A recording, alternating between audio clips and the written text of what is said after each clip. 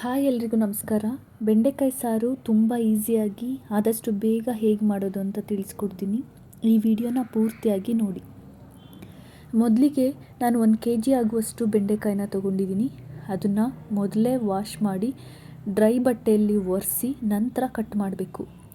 Cut ಮಾಡಿದ ನಂತರ wash ಮಾಡಬಾರ್ದು, ಯಾಕಂದರೆ ಅದರಲ್ಲಿರುವಂಥ ಲೋಳೆ ಎಲ್ಲ ಕೈಗೆ ಅಂಟ್ಕೊಳ್ಳೋದ್ರಿಂದ ಮೊದಲೇ ವಾಶ್ ಮಾಡಿ ನಂತರ ಕಟ್ ಮಾಡಿ. ಮತ್ತು ಅದರ ವಾಶ್ ಮಾಡಿ ಡ್ರೈ ಮಾಡಾದ್ಮೇಲೆ ಹೆಡ್ಜಸ್ನ ತೆಗೆದು ಕಟ್ ಮಾಡ್ತಾ ಹೋಗಬೇಕು. ಹಾಗೆ ಮಧ್ಯದಲ್ಲಿ ಚೆಕ್ ಮಾಡ್ತಾ ಇರಬೇಕು, ಯಾಕಂದರೆ ಒಳಗಡೆ ಹುಳ ಆಗಿರುತ್ತೆ. ಆ ಥರ ಆಗಿದ್ದರೆ ಅದನ್ನು ರಿಮೂವ್ ಮಾಡಿ ನಂತರ ನಿಮಗೆ ಯಾವ ಸೈಜ್ ಬೇಕೋ ಆ ಸೈಜಲ್ಲಿ ಕಟ್ ಮಾಡಿ ಇಟ್ಕೊಳ್ಳಿ. ಅಷ್ಟೇ ಅಲ್ಲ, ಅದು ಬಲ್ತಿದ್ರೆ ಕಟ್ ಮಾಡಬೇಕಾದ್ರೆ ಸ್ವಲ್ಪ ಹಾರ್ಡ್ ಅನಿಸುತ್ತೆ, ಆಗ ಅದನ್ನು ಸಾಂಬಾರಿಗೆ ಹಾಕಬಾರ್ದು, ಅದು ಬೇಗ ಬೇಯೋದಿಲ್ಲ. ಸ್ವಲ್ಪ ಸಾಫ್ಟ್ ಇದ್ದರೆ ಅದು ಸೌಂಡ್ ಮಾಡಲ್ಲ, ಕರ ಕರ ಅಂತ ಬೇಗ ಕಟ್ಟಾಗುತ್ತೆ. ಇಷ್ಟಾದಮೇಲೆ ಇದಕ್ಕೆ ಹುಣಸೆಹಣ್ಣು ರಸ ಕೂಡ ಬೇಕು.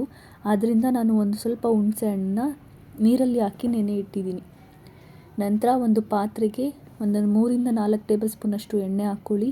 ಎಣ್ಣೆ ಜಾಸ್ತಿ ಇದ್ದಷ್ಟು ಒಳ್ಳೆಯದು, ಯಾಕಂದರೆ ಬೆಂಡೆಕಾಯಿ ಎಣ್ಣೆಯಲ್ಲೇ ಫ್ರೈ ಆಗಬೇಕು. ಅದಾದ ನಂತರ ಅದಕ್ಕೆ ಸ್ವಲ್ಪ ಸಾಸಿವೆ, ಸ್ವಲ್ಪ ಕರಿಬೇವಿನ ಸೊಪ್ಪು, ಒಂದು 3 - 4 ಕೆಂಪುಮೆಣಸಿನ್ಕಾಯಿ, 1 ಈರುಳ್ಳಿ ಇಷ್ಟನ್ನು ಹಾಕ್ಕೊಂಡು ಚೆನ್ನಾಗಿ ಫ್ರೈ ಮಾಡಿ.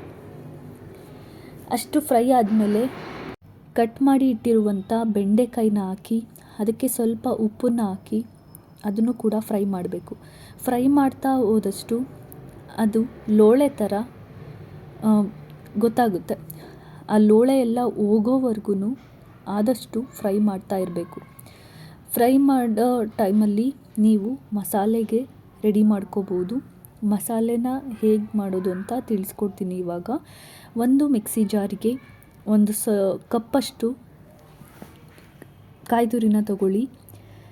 ನಿಮಗೆ ಮಸಾಲೆ ಎಷ್ಟು ಬೇಕೋ ಅಷ್ಟನ್ನು ನೀವು ಮಾಡ್ಕೋಬೋದು. ನಾನಿಲ್ಲಿ ಸ್ವಲ್ಪ ಮಾಡ್ತಿರೋದ್ರಿಂದ ಒಂದು ಕಪ್ಪಷ್ಟು ಕಾಯಿ ತುರಿ, ಒಂದು ಅರ್ಧ ಈರುಳ್ಳಿ, ಒಂದು ಸ್ವಲ್ಪ ಬೆಳ್ಳುಳ್ಳಿ, ಸ್ವಲ್ಪ ಕೊತ್ತಂಬರಿ ಸೊಪ್ಪು, 1 ಟೇಬಲ್ ಸ್ಪೂನು ಮನೆಯಲ್ಲೇ ಮಾಡಿಟ್ಟಿರುವಂಥ ಸಾಂಬಾರು ಪೌಡ್ರು, ಮತ್ತು 1-2 ಟೇಬಲ್ ಸ್ಪೂನಷ್ಟು ಹುರ್ಗಡ್ಲೆ, 1 ಟೊಮೊಟೊ ತಗೊಂಡಿದ್ದೀನಿ.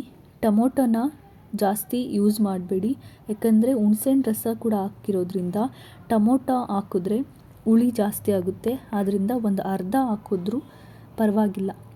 ಇಷ್ಟನ್ನು ಹಾಕ್ಕೊಂಡು ನೀರನ್ನ ಹಾಕಿ ಅದನ್ನು ಚೆನ್ನಾಗಿ ರುಬ್ಕೊಂಡು ಬರಬೇಕು. ಅದಾದ ನಂತರ ಇಲ್ಲಿ ಬೆಂಡೆಕಾಯಿ ಸ್ವಲ್ಪ ಲೋಳೆ ಎಲ್ಲ ಬಿಟ್ಟು ಬೆಂದಿರುತ್ತೆ. ಇನ್ನೊಂದು ಸ್ವಲ್ಪ ಇರುವಾಗಲೇ ಹುಣಸೆಹಣ್ಣು ರಸನ ಹಾಕಿ ಸ್ವಲ್ಪ ಅರಿಶಿಣದ ಪುಡಿನ ಹಾಕಿ ಮಿಕ್ಸ್ ಮಾಡಿ.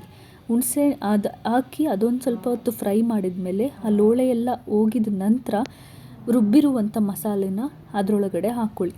ಅದರೊಳಗಡೆ ಹಾಕ್ಕೊಂಡು ಸ್ವಲ್ಪ ಹೊತ್ತು ಫ್ರೈ ಮಾಡಿ ನಂತರ ನಿಮಗೆ ಎಷ್ಟು ಬೇಕೋ ಅಷ್ಟು ನೀರನ್ನ ಕನ್ಸಿಸ್ಟೆನ್ಸಿ ನೋಡಿಕೊಂಡು ಸಾಂಬಾರಿಗೂ ಹಾಕ್ಕೋಬೋದು. ಜೊತೆಗೆ ಸ್ವಲ್ಪ ಗಟ್ಟಿ ಮಾಡಿಕೊಂಡ್ರೆ ಅದು ಗೊಜ್ಜು ಥರ ಕೂಡ ಆಗುತ್ತೆ. ಸಾಂಬಾರು ಮಾಡ್ತಿರೋದ್ರಿಂದ ಸ್ವಲ್ಪ ನೀರನ್ನ ನಾನು ಜಾಸ್ತಿ ಹಾಕ್ಕೋತಿದ್ದೀನಿ. ಹಾಕ್ಕೊಂಡು ಅದಕ್ಕೆ ಸ್ವಲ್ಪ ಉಪ್ಪನ್ನ ಹಾಕಿ ಚೆನ್ನಾಗಿ ಕುದಿಯೋದಕ್ಕೆ ಬಿಡಬೇಕು.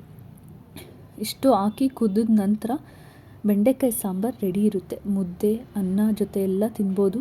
ತುಂಬ ಟೇಸ್ಟಿಯಾಗಿರುತ್ತೆ, ತುಂಬ ಚೆನ್ನಾಗಿರುತ್ತೆ. ನೀವು ಒಂದ್ಸಲ ಮನೆಯಲ್ಲಿ ಟ್ರೈ ಮಾಡಿ. ಹಾಗೆ ನನ್ನ ವಿಡಿಯೋ ನಿಮಗೇನಾದರೂ ಇಷ್ಟ ಆಗಿದರೆ ಲೈಕ್ ಮಾಡಿ, ಶೇರ್ ಮಾಡಿ, ನನ್ನ ಚಾನಲ್ನ ಸಬ್ಸ್ಕ್ರೈಬ್ ಮಾಡಿ. Thank you.